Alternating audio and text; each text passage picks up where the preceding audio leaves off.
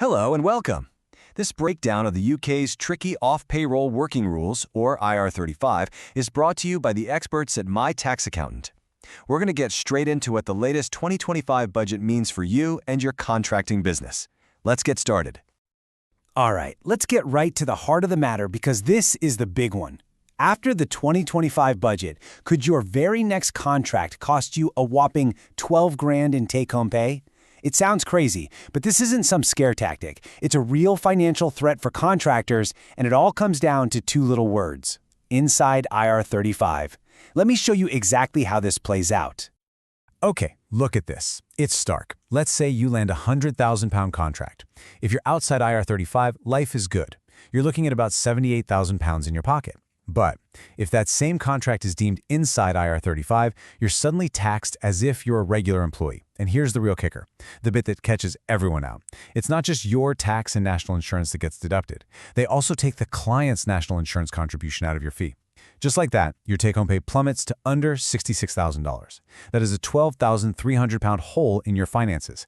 I mean, think about what that is. That's a new car, a dream holiday, a significant chunk of your savings just gone. And believe it or not, that's just the tip of the iceberg. It's not just about what you lose.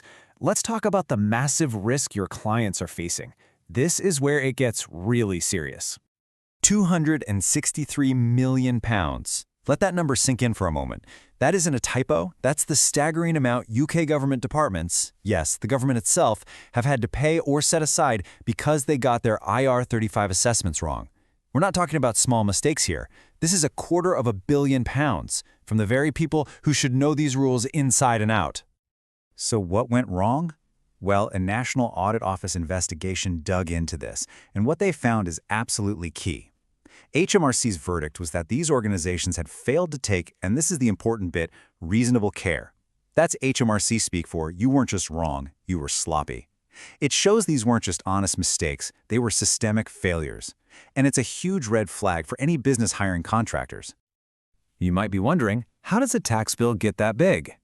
The answer is simple: penalties. And HMRC doesn't mess around. If you're just careless, they can add up to 30% on top of the unpaid tax. But if they think you were deliberate, that penalty can shoot up to 70%. And if you were caught deliberately hiding it, well, they can double the bill with a 100% penalty. Now you can see why so many clients are running scared, right? Okay, so how do we stay out of this mess? How do you and your clients navigate this minefield? Well, it all boils down to three core ideas, the three key tests that HMRC uses to figure out your true status. All right, here they are, the big three. First up, control. Basically, who's the boss? Does the client tell you how to do your job, when to do it, and where? Or are you in charge of your own process? Second, substitution. This is a big one. Do you have a genuine right to send someone else, a qualified replacement, to do the work instead of you?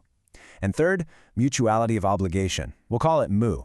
Is the client expected to keep giving you work, and are you expected to take it? If the answer to these starts sounding like a regular job, you've got a problem. Let's dig into MU for a second, because honestly, this is the one that trips everyone up. Think of it like this. Are you a plumber, or are you on the payroll? A plumber comes in, fixes the specific leak, gets paid, and leaves. There's no obligation for you to call them again or for them to come back next Tuesday. That's a true contract for services. But if there's this unspoken feeling that you'll be there every week and they'll have work for you, that starts to look a lot like employment, and that's exactly what HMRC is hunting for. Okay, here's a pro tip for you, and it comes straight from the courts. Your contract is your shield. It's your #1 piece of evidence. But, and this is a massive but, the contract has to match reality. You can have the most perfectly worded outside IR35 contract in the world, but if what you actually do day-to-day looks like employment, that piece of paper is basically worthless. HMRC will always look at the reality of the situation. So, you might be thinking, isn't there a tool for this? And yes, there is. HMRC has its own online checker called CEST. It stands for Check Employment Status for Tax. A lot of clients rely on it, but, and I really want to stress this, you have to be so careful with it. It's not as simple as it looks. That's not all. Here's where most people go wrong. First, they answer the questions based on what their contract says, not what actually happens every day. Big mistake. Second, they totally misunderstand substitution. They say, yes, I can send a substitute, but they ignore the bit in the contract that says the client can just say no to anyone they suggest. That's not a real right of substitution. And the final problem? In about 20% of cases, the tool just gives up. It gives an undetermined result, leaving you completely in the dark. Okay, stay with me on this next part, because this is brand new from the 2025 budget, and it could completely change who is responsible for your IR35 status. We're talking about the small company exemption. So, what's changed? The government has basically made it easier for companies to be officially classed as small. As you can see, the turnover threshold is jumping up to £15 million, and the balance sheet total is up to £7.5 million. If your client fits under 2 of these 3 criteria, bingo, they're a small company. And what does that mean for you? It means they are no longer responsible for deciding your IR35 status. That responsibility lands right back in your lap. And this is not some minor tweak. It's estimated that this will affect around 14,000 UK companies. Think about that. 14,000 businesses that were previously on the hook for IR35 determinations will suddenly be exempt, passing that legal headache directly over to their contractors. You need to know if your client is one of them. Now, before you panic, there's a really important catch, and it's all about the timing. This change isn't immediate. A company has to meet these new criteria for 2 years in a row to qualify.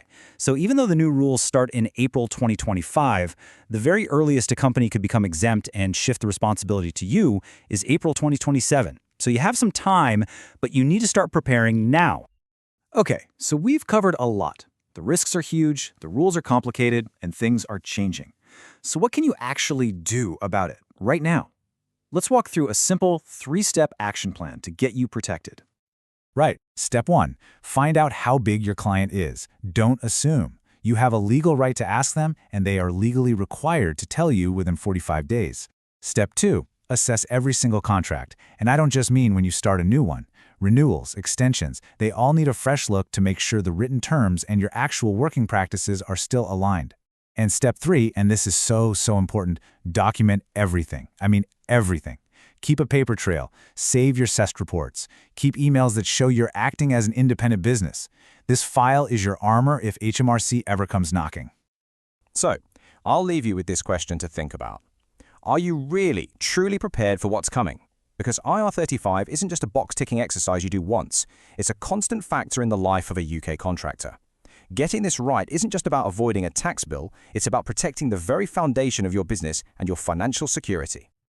Now, a quick but very important note. Everything we've talked about today is for general guidance. Your situation is unique, and these rules are incredibly complex. So please, don't rely on this alone to make financial decisions. For professional advice that's tailored specifically to you and your business, you really must speak to an expert. The team at My Tax Accountant are specialists in this field. You can give them a call on 0208 570 8531 or drop them an email at info@mytaxaccountant.co.uk.